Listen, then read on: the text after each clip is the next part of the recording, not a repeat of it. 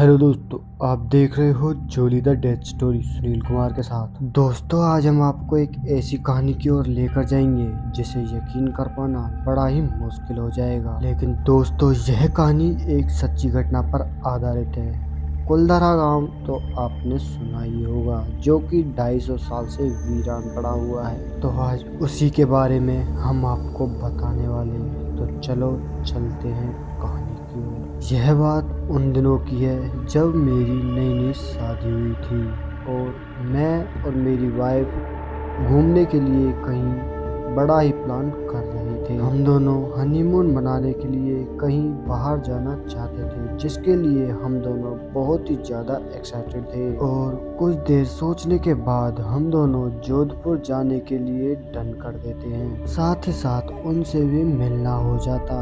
और इतना सोचते हुए हम अपनी प्राइवेट कार लेकर वहां से जोधपुर के लिए रवाना हो जाते हैं। हम दोनों बहुत ही ज़्यादा खुश थे और मेरी पत्नी, जिनका नाम शीतल था, उन्होंने कुछ दूर चलने के बाद ही गाड़ी को एक साइड रुकवा दिया।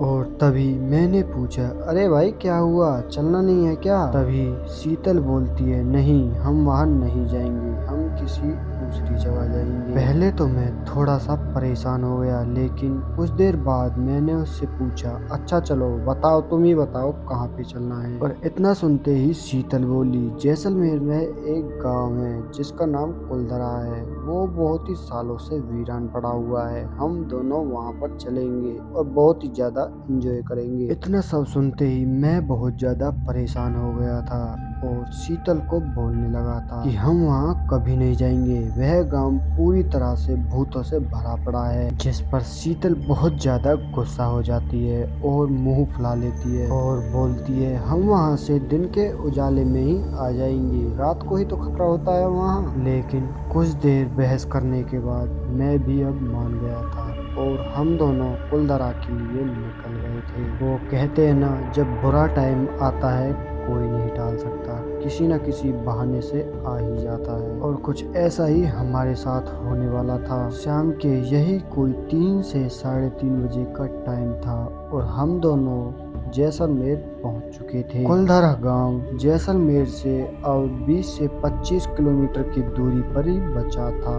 1 घंटे में हम फाइनली वहां पहुंचने वाले थे और हम कुलधरा पहुंचने ही वाले थे। लेकिन उस रेगिस्तान में ज्यादा कंकड़ पत्थर होने के कारण हमारी गाड़ी का टायर किसी वजह से पंचर हो जाता है। और पूरे 1 घंटे की मेहनत करने के बाद मैंने अपनी गाड़ी की स्टेपनी को बदल लिया था। लेकिन सर्दियों के कारण दिन बहुत ही छोटा था और हमें वहाँ 4 बज चुके थे, जिस वजह से अंधेरा भी होने लगा था।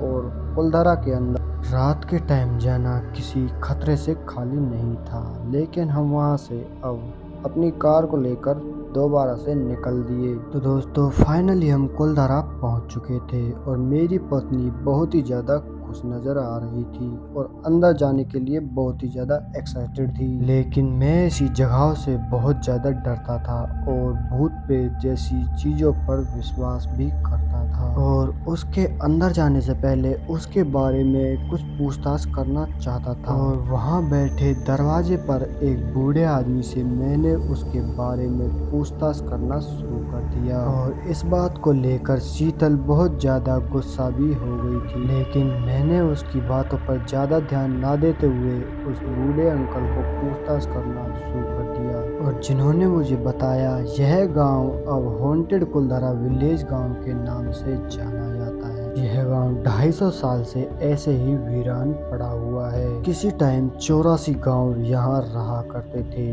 और 5000 आदमियों का एक पूरा परिवार भी यहाँ रहा करता था। इसके अंदर एक बहुत बड़ा मंदिर भी स्थापित है, जिसके अंदर ना ही कोई मूर्ति है और ना ही कोई पुजारी है। माना जाता है पाली वालों के जाने के बाद यहाँ पर कुछ भी नहीं बचा। चारों तरफ खंडरों से भरा हुआ है यह गांव पूरी तरह से श्रापित है।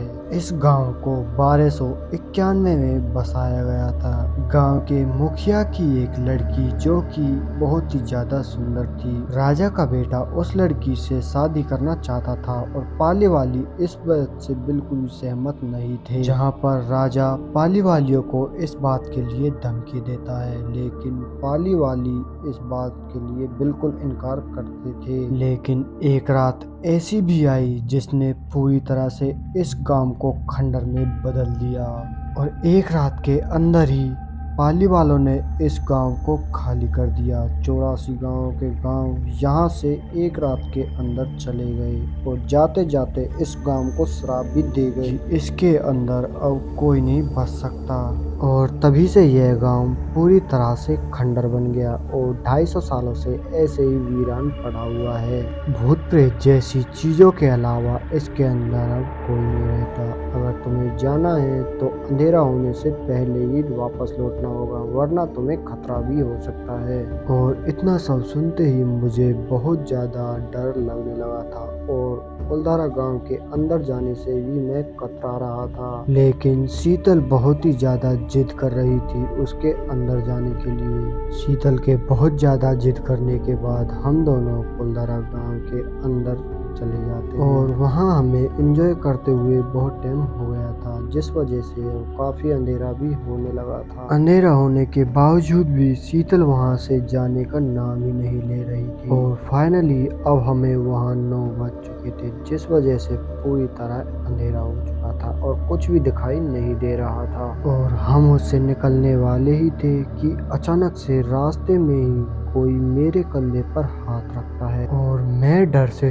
तिरबितर हो गया था और पूरी तरह से कांपने लगा था। और शीतल मेरी तरफ देखते हुए बोलती है, अरे क्या हुआ, चलो ना, अब चलते हैं यहाँ से, अब तुम्हारा चलने का मन नहीं है क्या? शीतल ये सब बोल ही रही थी कि अचानक से एक बहुत तेज आवाज हमें सुनाई देती है, जिससे शीतल भी अब समझ चुकी थी कि अब हम यहाँ फंस चुके हैं और वह बहुत जोर से रोने लगी। और कुछ देर बाद हमें एक मकान में रोशनी दिखाई देती है, उसे देखकर हमें थोड़ी राहत मिली कि चलो कोई तो है आखिर यहाँ हमारी मदद करने के लिए। और हम दोनों उस रोशनी के पास पहुंच चुके थे और जहाँ पर देखा कुछ लोग घेरा बनाए कुछ नीचे की तरफ देख रहे थे। जैसे ही उन्होंने हमारी तरफ नजर घुमाई मेरे पैरों तले जमीन निकल चुकी थी, क्योंकि उनके चेहरों पर खून लगा हुआ था और उनके चेहरे इतने डरावने थे कि हम दोनों के रोंगटे वहीं पर खड़े हो गए। और शीतल उन्हें देखकर वहीं पर